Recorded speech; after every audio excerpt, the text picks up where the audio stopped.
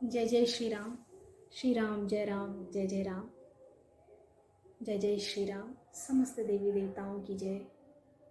जय दुर्गा मैया की, जय शंकर पार्वती जी की, जय हनुमान जी महाराज की, जय विष्णु भगवान की, जय समस्त देवी देवताओं की, जय गोस्वामी तुलसीदास जी की, जय श्री रामचरितमानस की जय हो। हरि अनंत हरि कथा अनंता, सुनहि बहुविधि सब संता। भगवान की कथा अनंत है। संत जन इसे विविध प्रकारों से गुणगान करते हैं। भगवान का वर्णन कर पाना हम जैसे तुच्छ जीवों के लिए बहुत ही कठिन है, हो ही नहीं सकता, असंभव है। प्रभु की लीला, प्रभु का वर्णन, उनके सौंदर्य का वर्णन इस चौपाइयों में हम श्रवण लाभ के माध्यम से प्राप्त करेंगे। पिछले वीडियो में मैंने बताया था चौपाइयों के माध्यम से कि मनु और शत्रुपा को भगवान प्रकट होकर दुर्लभ दर्शन देते हैं। नील सरोरुह नीलमणि नील दीर धर श्याम, लाज ही तन शोभा निरखे कोटि कोटि सतकाम। भगवान के नीले कमल, नीलमणि और नीले जलयुक्त मेघ के समान कोमल प्रकाशमय और सरस श्याम वर्ण चिन्मय शरीर की शोभा देखकर कामदेव भी लजा जाते हैं। ऐसा सुंदर भगवान का शरीर, रूप, रंग, आकार प्रकार है। सरत मयंक बदन छवि सीवा, चारु कमल कपोल चिबुक दर ग्रीवा। अधर अरुण रद सुंदर नासा, विधु कर निकर बिनिंदक हासा।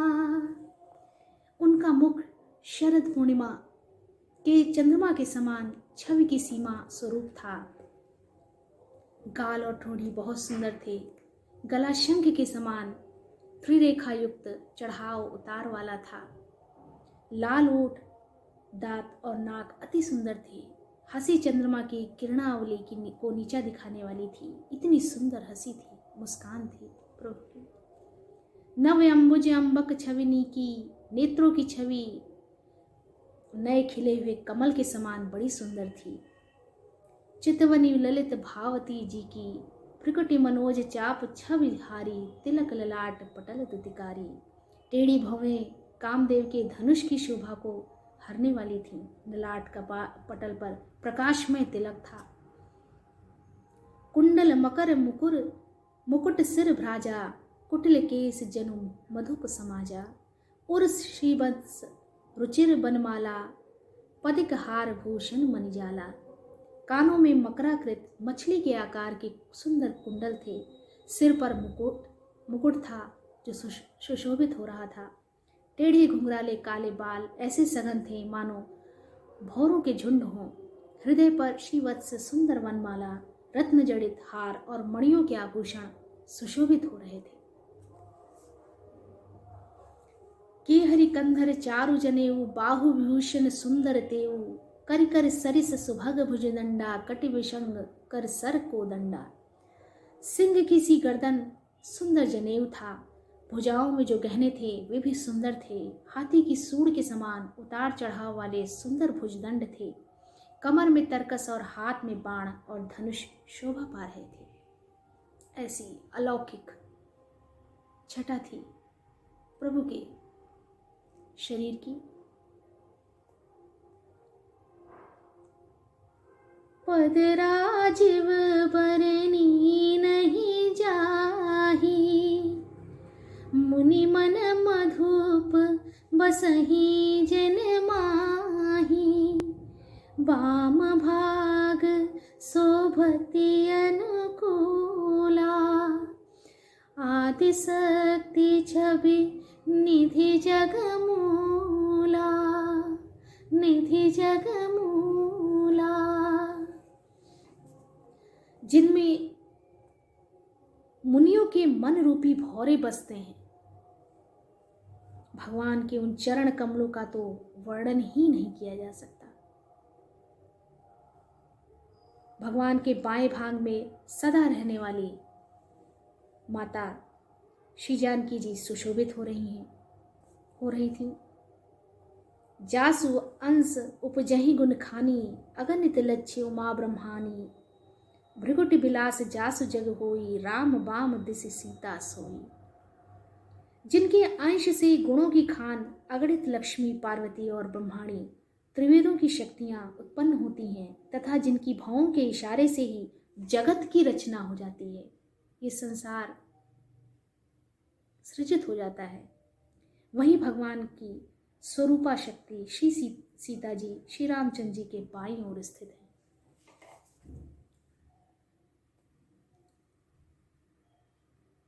हर्ष बिबस तन दशा भुलानी, परे दंड इव गहि पद पानी, सिर पर से प्रभु निज कर कंजा, तुरत उठाए करुणा पुंजा।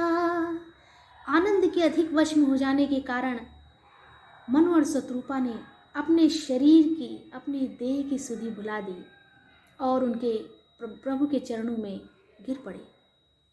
भगवान ने उन्हें उनके मस्तक पर हाथ फेरा और उन्हें ऊपर उठाया। बोले कृपा निधान पुनि, अति प्रसन्न मोहि जानी। कृपा निधान प्रभु श्री राम जी बोले, मैं बहुत प्रसन्न हूँ और मेरी प्रसन्नता बहुत ज़्यादा है। मागहु बर जोई भाव मन, महादानी अनुमान। मुझे महादानी समझकर कोई वर मांगो, मैं तुमसे बहुत प्रसन्न हूँ। एक लाल सा बड़ी उर माही, सुगमय गम कही जात सुनाही। तुम ही देत अति सुगम गोसाई, अगम लाग मोहि निज कृपा नाई। फिर भी मन में एक बड़ी लालसा है। आपको देखने के बाद तो कोई लालसा ही नहीं बची प्रभु। बहुत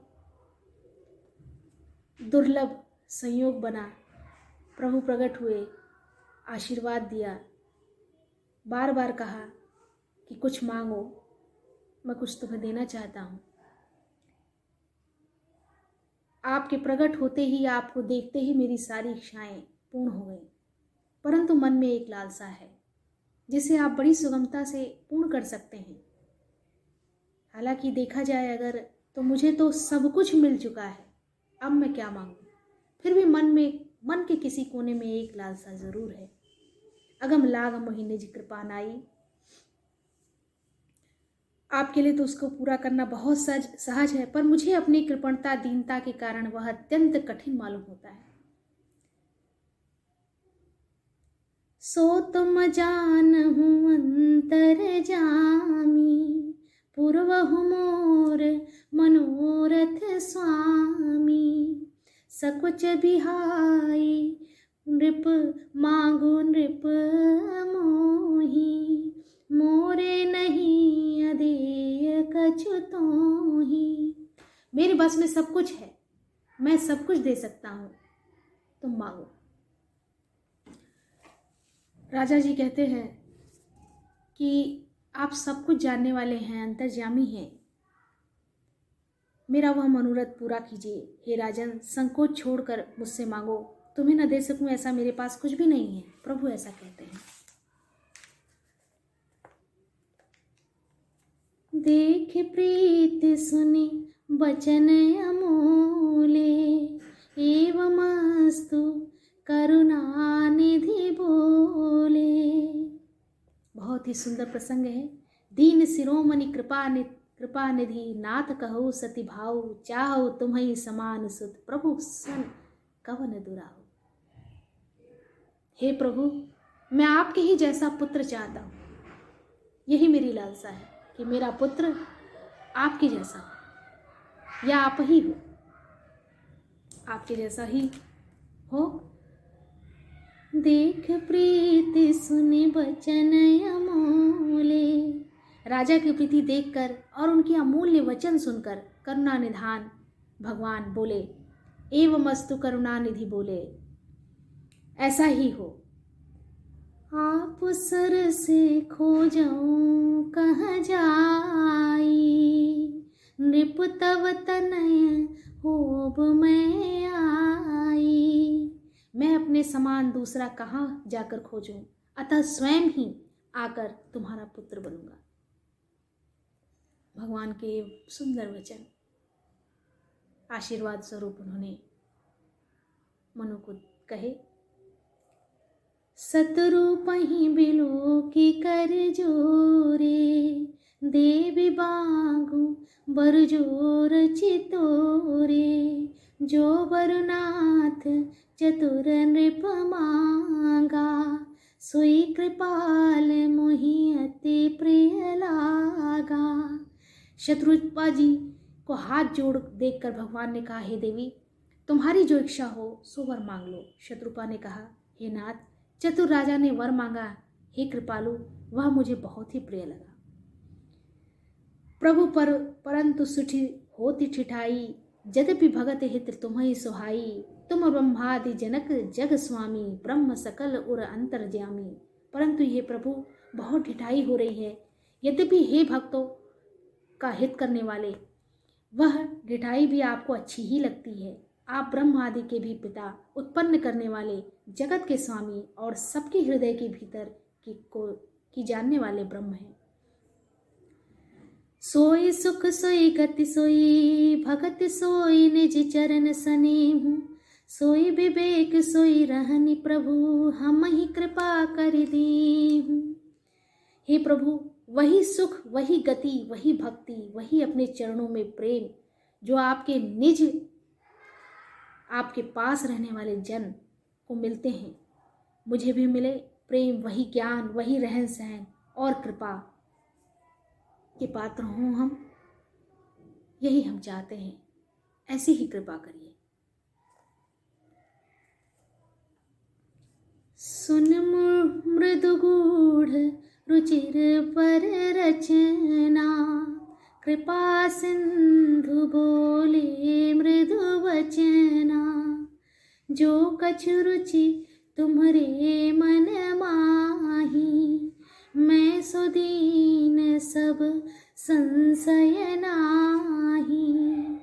रानी की कोमल गुण और मनोहर श्रेष्ठ वाक्य रचना सुनकर कृपा के समुद्र भगवान कोमल वचन बोले, तुम्हारे मन में जो कुछ इच्छा है वह सब मैंने तुमको दिया है, इसमें कोई संदेह न समझना। सुत विषयक तब पति रति हो, मोहि बड़ मूड कहे किन को। मन बिनु फनि जिमि जल बिनु मीना, मम जीवन तिमि तुम ही अधीना। आपके चरणों में मेरी वैसी ही प्रीति हो जैसे पिता और पुत्र की होती है, के बीच होती है। जैसे पुत्र के पिता की होती है, चाहे मुझे कोई बड़ा भारी मूर्ख ही क्यों न कहे। जैसे मणि के बिना सांप और जल के बिना मछली नहीं रह सकती, वैसे ही मेरा जीवन आपके अधीन रहे, आप में अनुरक्त रहे, आपके बिना रहे ही ना, ऐसा हो जाए मेरा जीवन। तह कर भोग विशाल तात, गए कछु काल पुनि। हुई इहूँ अवध भुआल, तब मैं होब तुम्हार सुत। हे तात, वहाँ स्वर्ग के बहुत से भोग भोग कर कुछ काल बीत जाने पर तुम अवध के राजा होगे, तब मैं तुम्हारा पुत्र होऊंगा। इसलिए तुम अमरावती जाओ। अब तुम मम अनुशासन मानी, बसहु जाए सुरपति राजधानी। अब तुम मेरी आज्ञा मानकर देवराज इंद्र को की राजधानी अमरावती में जाकर वास करो, कुछ सुख भोगो। तुम अवध के राजा होगे और तभी मैं तुम्हारा पुत्र होऊंगा, पुत्र के रूप में तुम्हारे घर में आऊंगा। ईक्षामय नर बेश सवारे, हुई हूँ प्रगट निकेत तुम्हारे।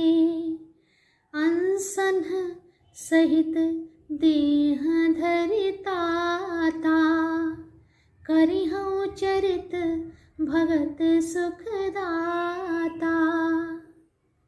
इच्छा निर्मित मनुष्य रूप सजाकर मैं तुम्हारे घर प्रकट होऊंगा। हे तात, मैं अपने अंशों सहित देह धारण करके भक्तों को सुख देने वाले चरित्र करूंगा। ऐसा आशीर्वाद दिया, ऐसी कोमलवाड़ी प्रभु की सुनने में आई। जे सुन सादर नर बड़ भागी, भव तरि हहि ममता मद त्यागी।